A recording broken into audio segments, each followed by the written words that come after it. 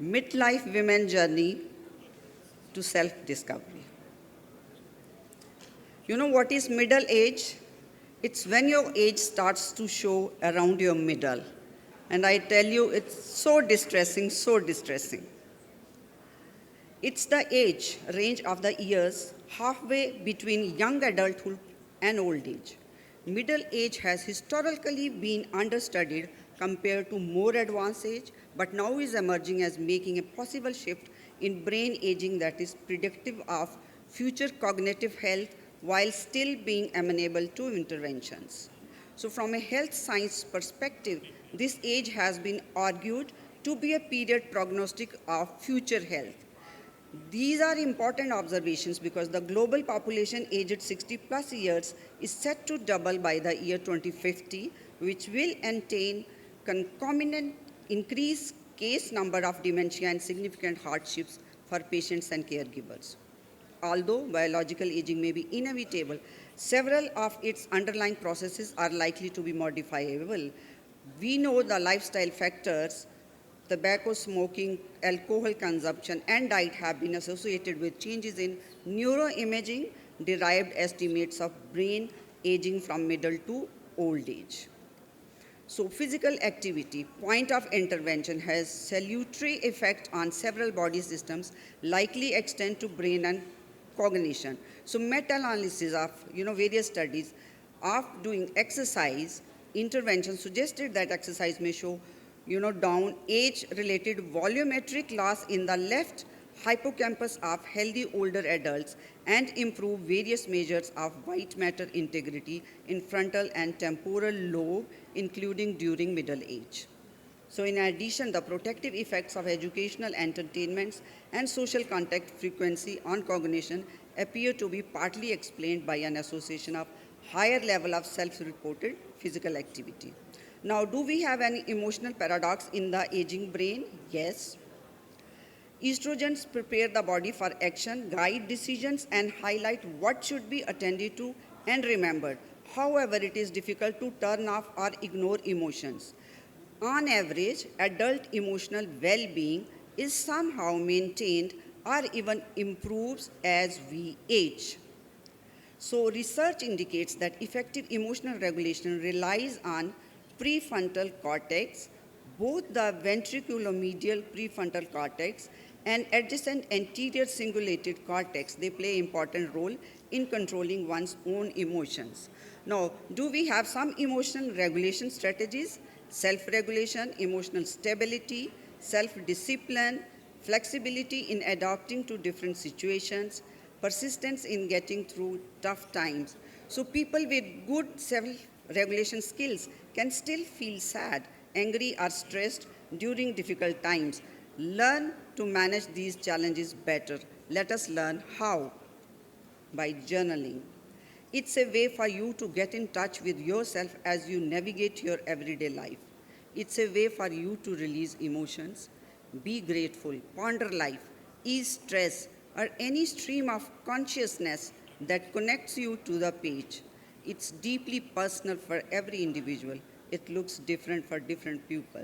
The important thing to remember is that there is no right or wrong way with journaling. It's true what you make it. What is the importance of journaling? It helps you to examine your life through your own lens, helps you to transform your emotional well-being, helps you work through challenges, ask probing questions, and to answer yourself with honesty. It helps you become self-aware, helps you heal from the past. Admittedly, I don't journal as much I would like to, and that's totally on me. And do you know what my number one excuse is? I don't have time. I'll bet that is pretty high on the list of excuses. But devote exclusive time for it.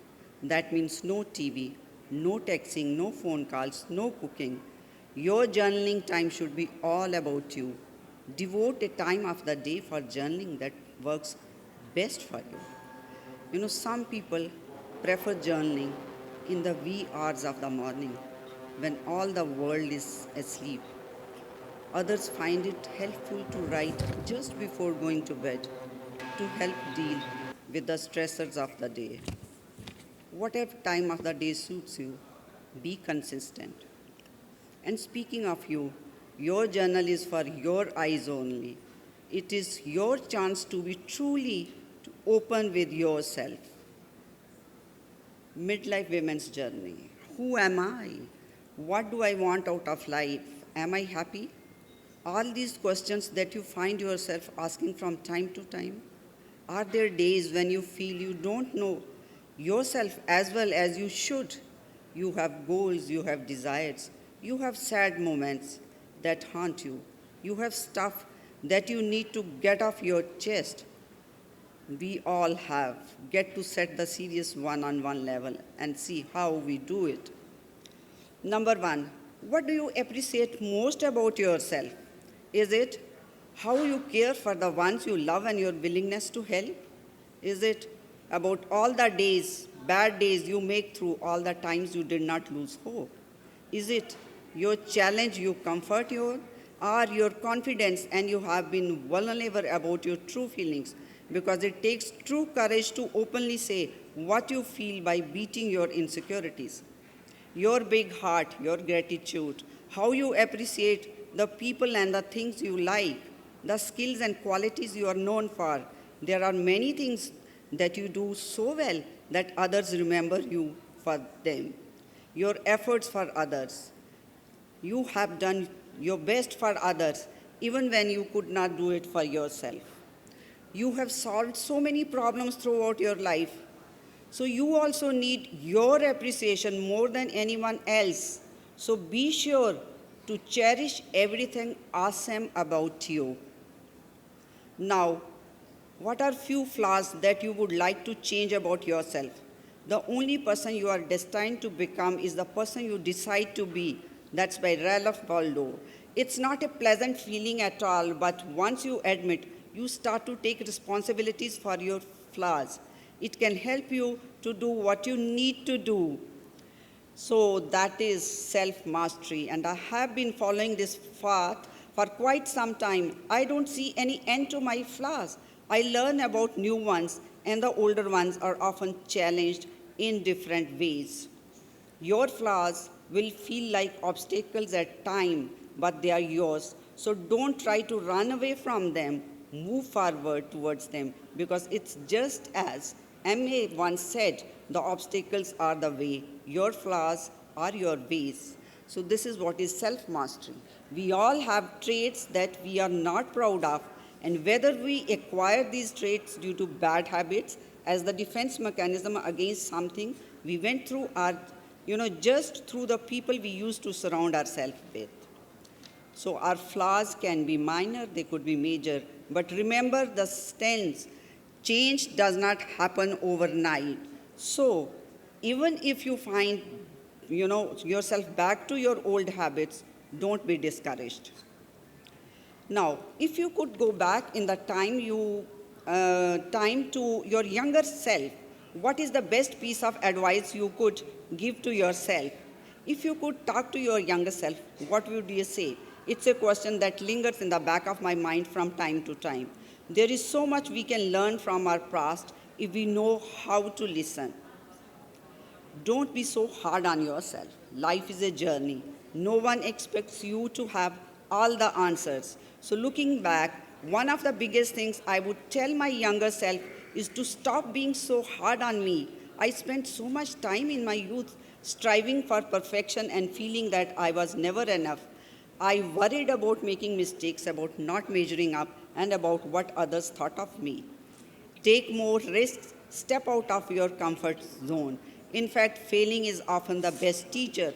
The lessons I could have learned if I had embraced the unknown earlier in the life would have been priceless.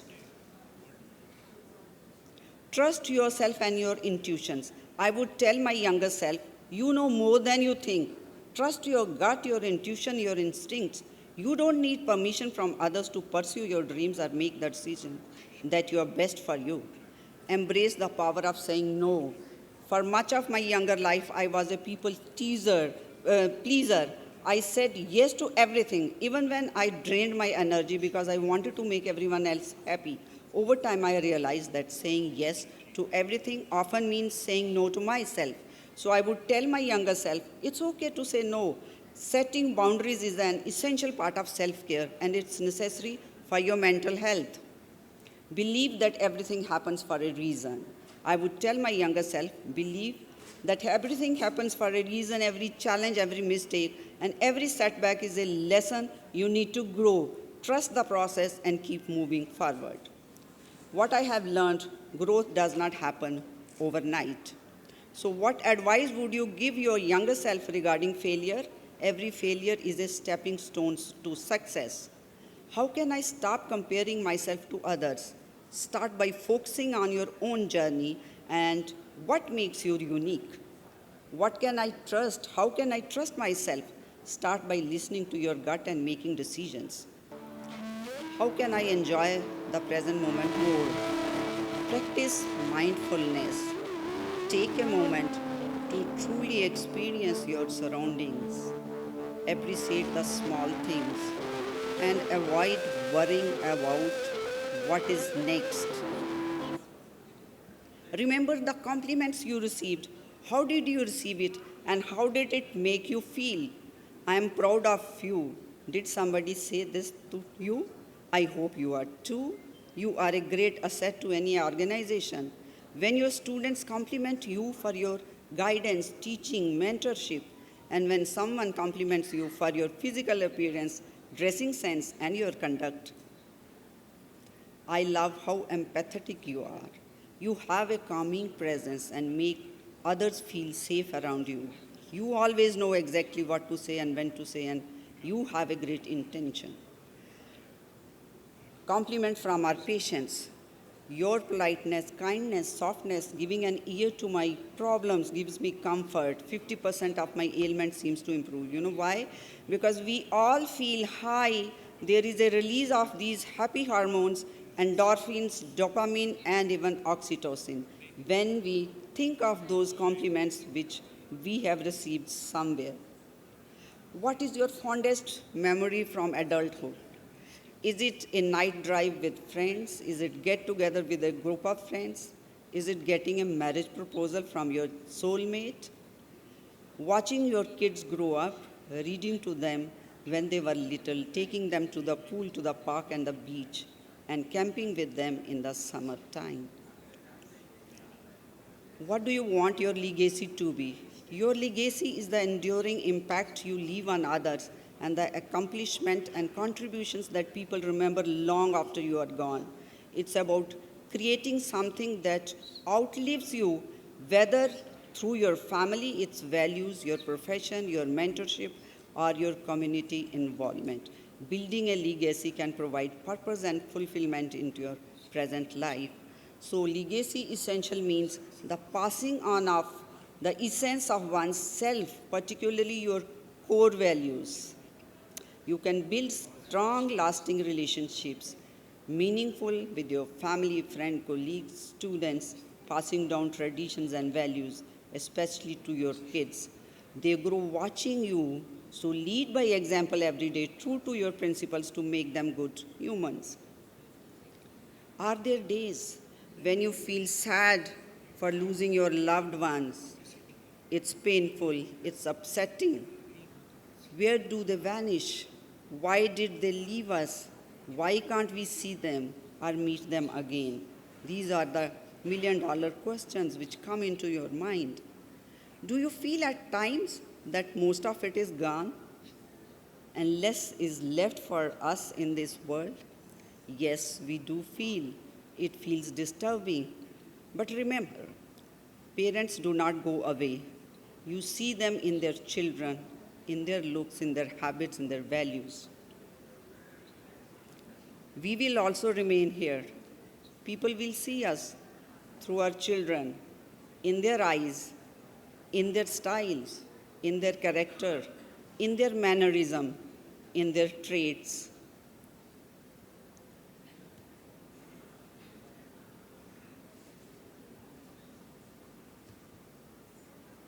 Volume.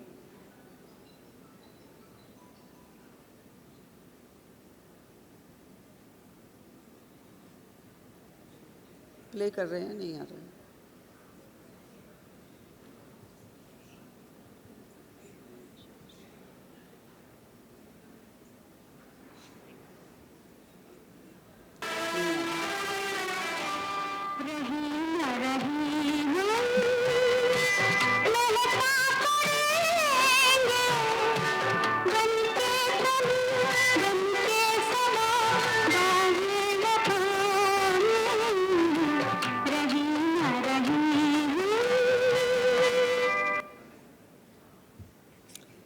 So the mental health benefits of journaling includes improved emotional regulation, self-awareness, and reduced anxiety and depression.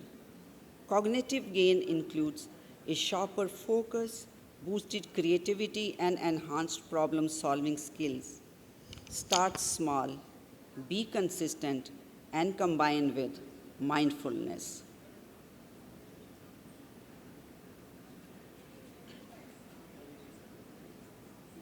खत्म हुआ और भी गाना बजेगा।